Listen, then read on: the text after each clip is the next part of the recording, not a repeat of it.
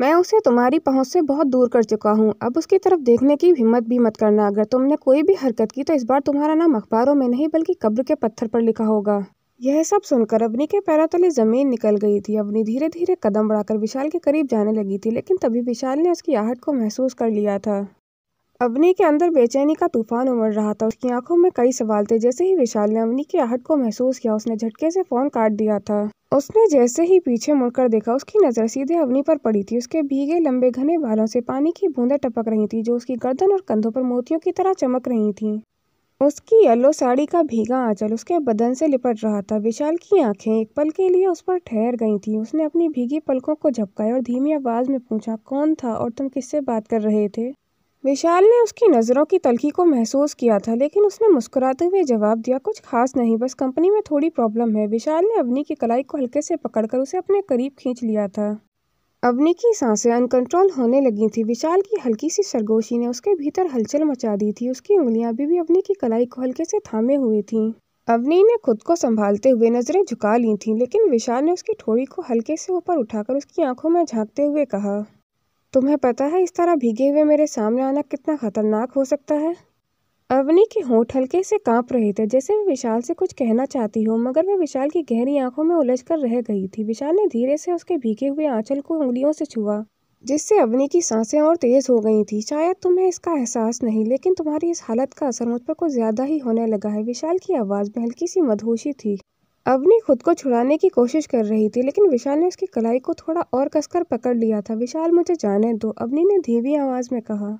विशाल ने हल्के से मुस्कुराते हुए कहा, अगर तुम्हें सच में जाना होता तो तुम खुद को रोकने के लिए कहती ही नहीं। अवनी की धड़कनें बेकाबू हो रही थी। उसने हल्के से अवनी के गाल पर अपनी उंगलियां फेरते हुए कहा, मैं तुम्हें कैसे जाने दूं अवनी, अब तो सिर्फ तुम्हें महसूस करने का दिल कर रहा है। अवनी ने खुद को संभालते हुए झटके से विशाल का हाथ अपने गालों से दूर कर दिया था। उसका गुस्सा उसकी आंखों में चमक रहा था, लेकिन विशाल, जो हमेशा उसकी हर हरकत को पढ़ लेता था, हल्की मुस्कान के साथ उसे देख रहा था। अवनी की सांसें तेज हो गई थी और विशाल की मुस्कुराहट जैसे उसे और गुस्सा दिला रही थी। विशाल बहुत ही धीमी आवाज में कहने लगा, इतनी नाराजगी अच्छी नहीं अवनी। तभी नौकरानी ने दरवाजा खटखटाते हुए बहुत अदब से कहा, बहू जी, माँ जी ने आपको नाश्ते के लिए बुलाया है।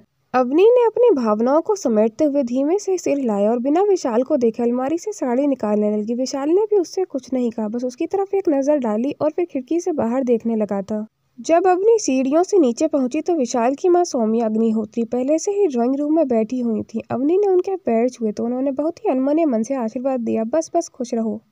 अवनी चुपचाप नाश्ते की टेबल पर जाकर बैठ गई थी। विशाल पहले से ही अपनी जगह पर बैठा हुआ था, लेकिन उसकी आंखों में अभी वही हल्की मुस्कान थी, जो अवनी को न जाने क्यों और ज्यादा बेचैन कर दिया करती थी। जैसे ही अवनी अपनी कुर्सी पर बैठी, सौम्या अग्निहोत्री ने कड़ी आवाज में कहा, बहू, ये घर किसी भी तमाशे की इजाजत नहीं देता। जो भी बातें पति पत्नी के बीच होती, उन्हें घर की इज्जत पर असर नहीं डालना चाहिए। अवनी ने उनकी बात का कोई जवाब नहीं दिया था, बस सिर झुकाकर नाश्ते की प्लेट में ध्यान लगाने लगी थी। विशाल ने एक पल के लिए अवनी की ओर देखा। उसकी उंगलियां कप के किनारे पर कांप रही थीं। विशाल उसकी घबराहट को समझ रहा था। विशाल ने कुछ देर सोचकर कहा, माँ, इस घर की मान मर्यादा की चिंता आप मत कीजिए। हमारी जिंदगी में जो हो रहा है वह पूरी तरह हमारे बीच की बात है। सौम्या अग्निहोत्री ने एक गहरी नजर विशाल पर डाली, फिर बिना कुछ कहे नाश्ता करने लगी। अवनी अपने कमरे में बैठी हुई थी। रात काफी हो चुकी थी, लेकिन विशाल अभी तक घर नहीं आया था।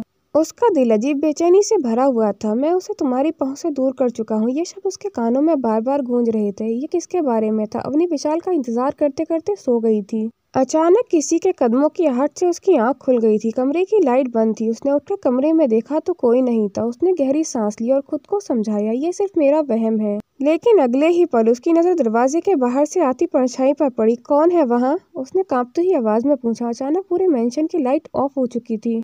अवनी ने देखा कि कोई परछाई धीरे धीरे कमरे में दाखिल हो रही थी। अवनी की बेचैनी और बढ़ गई थी। कमरे के घने अंधेरे में वह परछाई धीरे धीरे उसके करीब आ रही थी। उसका दिल बेतहाशा धड़कने लगा था। वह घबराकर बेड से उतरकर दीवार के सहारे खुद को संभालने की कोशिश कर रही थी। कौन है वहाँ? उसकी आवाज कांप रही थी, लेकिन वह परछाई धीरे धीरे उसके और नजदीक आ गई थी। अवनी ने डर की वजह से आंखें बंद कर ली थी। जैसे ही वह अवनी के नजदीक आया, अगले ही पल बिजली लौट आई थी और रोशनी में अवनी ने जो देखा, उसकी आंखें हैरत से फैल गई थी। विशाल, तुमने आने में इतनी देर क्यों कर दी? अवनी ने कांपती हुई आवाज में पूछा। विशाल शांति से उसके चेहरे पर पड़ी शिकन को देख रहा था। उसने दरवाजा बंद कर दिया और धीरे धीरे उसके करीब आकर उसके बिल्कुल सामने खड़ा हो गया था। तुम्हें डर लग रहा था? उसकी आवाज में एक अनजानी सी कशिश थी। विशाल की बात सुनकर अवनी ने अपनी नजरें चुरा ली थी। नहीं नहीं, बस अचानक लाइट चली गई थी। तो विशाल ने उसकी ठोड़ी को ऊपर उठाते हुए कहा, तुम मुझसे कुछ छुपा रही हो अवनी? अवनी ने जल्दी से नाम में सिर हिलाया। नहीं, ऐसी कोई बात नहीं है। विशाल ने उसकी कलाई पकड़कर उसे अपने करीब खींच लिया था। तो फिर ये बेचैनी क्यों? तुम्हारी सांसें इतनी तेज क्यों चल रही हैं? अवनी खुद को छुड़ाने की कोशिश कर रही थी, लेकिन विशाल ने अपनी पकड़ और मजबूत कर दी थी। विशाल प्लीज। उसकी आंखों में आंसू छलक आए थे। विशाल की आंखों की सख्ती धीरे धीरे पिघलने लगी थी। उसने अवनी का चेहरा अपने हाथों में थाम लिया था। अरे बाबा, मजाक कर रहा था। अच्छा सॉरी, आगे से कभी इतना लेट नहीं आऊंगा। चलो अब जल्दी से आंसू साफ करो। उसने अवनी के आंसू पोंछते हुए कहा। अवनी बहुत ज्यादा डर गई थी। विशाल ने हल्की मुस्कान के साथ अवनी के चेहरे पर बचे हुए आंसुओं को अपने अंगूठे से धीरे से पोंछा था। अब सो जाओ अवनी, मैं भी स्टडी में चला जाता हूँ। वह जैसे ही अपनी स्टडी में जाने के लिए मुड़ा, तभी एक हल्का सा स्पर्श उसे अपनी कलाई पर महसूस हुआ, जैसे कोई पूरी हिम्मत जुटाकर उसे रोकने की कोशिश कर रहा था। विशाल के कदम वहीं ठहर गए थे। उसने धीरे से नीचे देखा। अवनी की उंगलियां उसकी कलाई को कसकर थामे हुए थीं। उसके नाखून हल्के से उसकी स्किन में धंस रहे थे, मानो अगर उसने पकड़ ढीली की तो विशाल फिर से दूर चला जाएगा। विशाल ने गहरी सांस भरकर उसकी ओर देखा। अवनी की आंखें अब भी भीगी हुई थीं। उसके चेहरे पर डर और बेचैनी साफ झलक रही थी। विशाल, उसने धीमे से कांपती हुई आवाज में कहा, जैसे हल्की हवा में कोई मोमबत्ती थरथरा रही हो। विशाल उसके करीब आकर बैठ गया था, लेकिन उसने अपनी कलाई को नहीं छोड़ाया था। उसने हल्की आवाज में पूछा, क्या हुआ है अवनी? अवनी विशाल से कुछ कहना चाहती थी, लेकिन उसके गले से शब्द ही नहीं निकल पा रहे थे। विशाल ने धीरे से उसकी उंगलियों पर अपनी उंगलियां रखी और हल्के से उसकी पकड़ ढीली की, लेकिन जैसे ही उसने खुद को छुड़ाने की कोशिश की, अवनी की पकड़ और भी मजबूत हो गई थी। अब विशाल सच में हैरान हो गया था, आखिर बात क्या है। उसने अपनी उंगलियों से अवनी की ठोड़ी को ऊपर उठाकर उसकी आंखों में देखते हुए कहा, अवनी, क्या तुम कुछ कहना चाहती हो? अवनी ने धीरे से नामे सिर हिलाया। कुछ नहीं, बस आज मत जाओ। उसकी आवाज मैं इतनी मासूमियत थी कि विशाल के होठों पर हल्की सी मुस्कान आ गई थी। उसने अपनी कलाई को छुड़ाने की कोशिश नहीं की, बल्कि धीरे से आगे बढ़कर उसने अवनी की कलाई को थाम लिया था और अपने गर्म हाथों में उसकी हथेली को समेट लिया था। विशाल ने एक गहरी सांस ली। वह कुछ सोच रहा था, फिर उसने धीरे से अवनी की उंगलियों को अपने हाथ में लिया और उसे बेड पर बैठा दिया था। ठीक है, मैं आज यहीं रुकता हूँ, लेकिन बदले में तुम्हें मुझसे एक वादा करना होगा। क्या? अवनी ने उससे सवाल किया। विशाल थोड़ा झुककर उसके बिल्कुल करीब आ गया था। उसने धीरे से उसके कान में फुसफुसा कर कहा, तुम्हें मुझे अपनी हर फीलिंग शेयर करनी होगी, डर भी, गुस्सा भी, और क्या? अवनी ने बेचैनी से पूछा। और प्यार भी। अवनी की सांसें अटक गई थीं। विशाल, प्लीज आज कुछ मत कहो, बस यहीं रहो, ठीक है?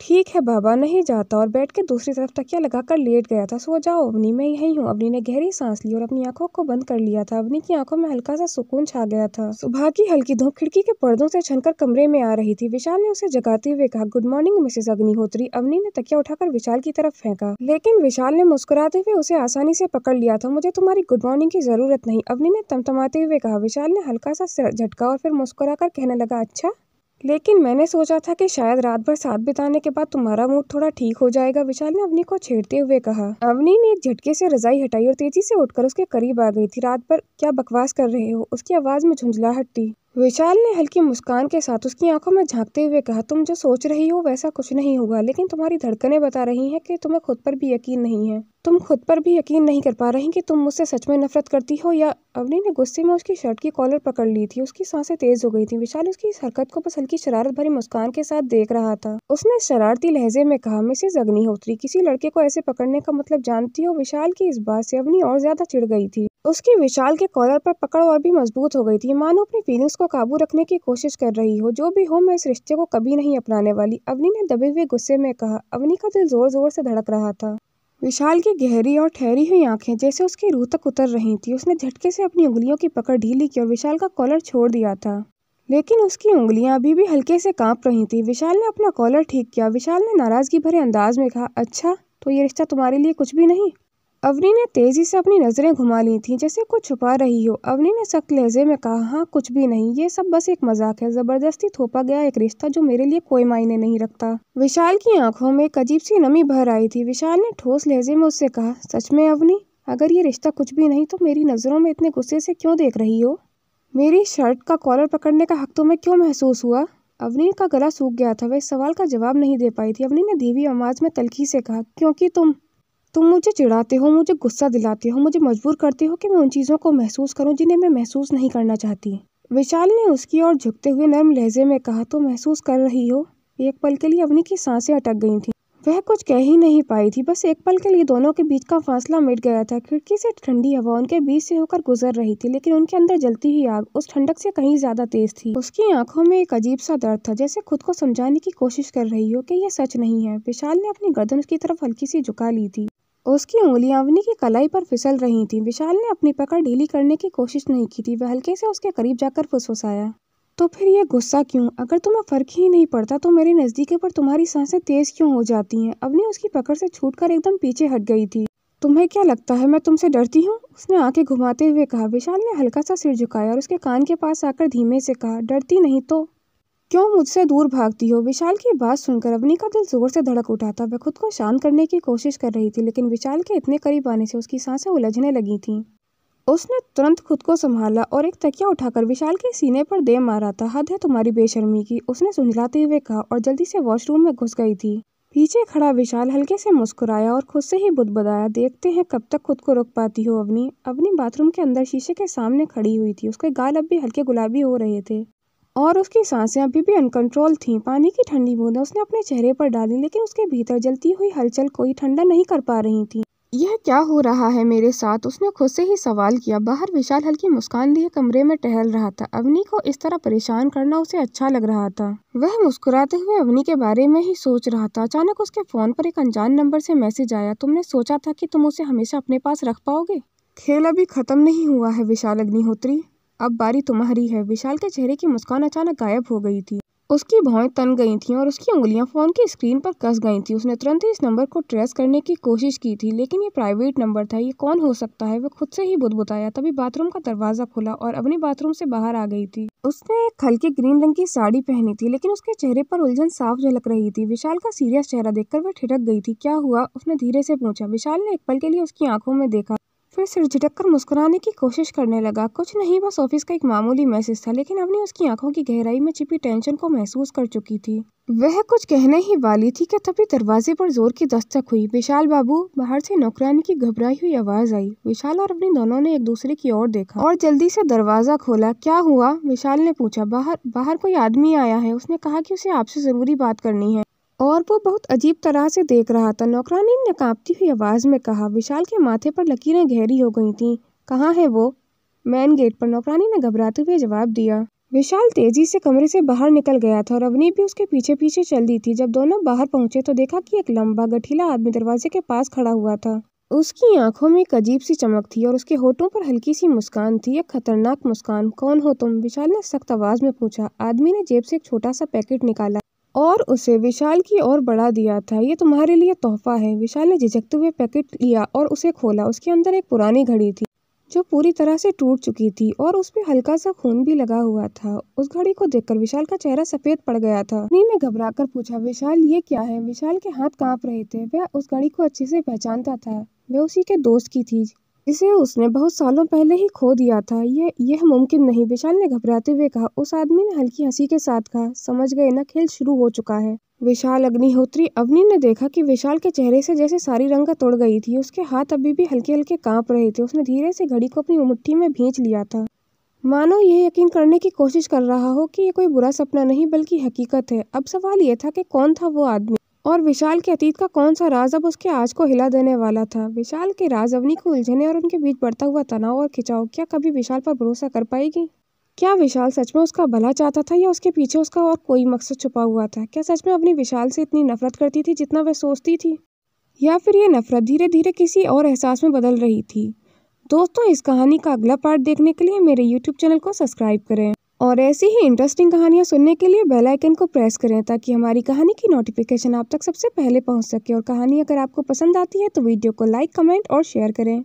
हमारी कहानी को अंत तक देखने के लिए धन्यवाद।